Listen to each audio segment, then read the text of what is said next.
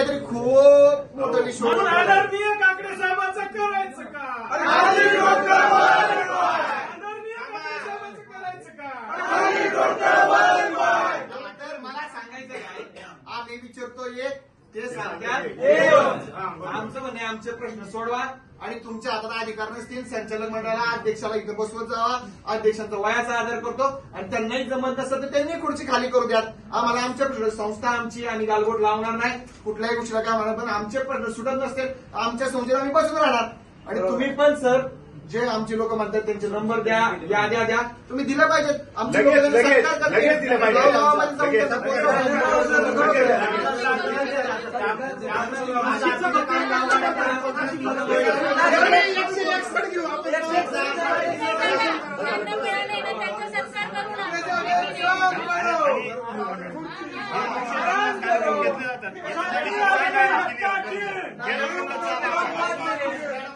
मॅडमकडे देऊ. मॅडम अशा पद्धतीने आपल्याकडे नोटिफिकेशन निघालंय का आणि या सगळ्या पद्धती सवलती आपल्याकडे आहेत का, सगळ्या स्कीम आपल्याकडे आहेत का? मी परत सांगते सर, तुम्ही हे जे वारंवार विचारताय गट ब आणि प्रशिक्षण, हे आपल्याकडे पॉलिसी प्रशिक्षणाची नाहीये पण सबऑर्डिनेट बी साठी आपल्याकडे हे धोरण लमसम साठी झालं होतं. कारण की गेल्या वर्षी ही योजना ऐका ना पूर्ण, गेल्या वर्षी धोरणानुसार ही योजना लॉन्च झाली होती आणि त्याच्यामध्ये गट ब आपण मुख्य परीक्षा जवळ आल्यामुळे आपण ऑलरेडी 1551 मुलांना दिला होता. आत्ताच काय घ्यायचं तुमची सर प्रशिक्षणाची योजना सध्या धोरणामध्ये नाही सर. आता धोरणामध्ये नाही काय सांगतात, आम्ही स्वायत्त उपक्रम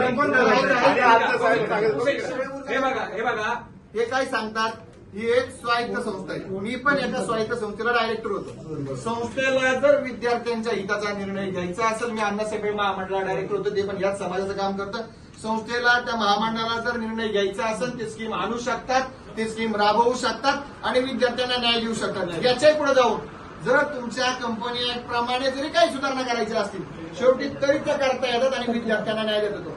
याच्यातून काय होतं, असं परिपत्रक दिसतं की समाजामध्ये दुजा पाहू शकतो, ओबीसीला वेगळा नाही, मराठ्यांना वेगळा नाही आणि इतर समाजाला वेगळा नाही. हे का करायचंय, भांडण लावायचं का आमच्या समाजामध्ये?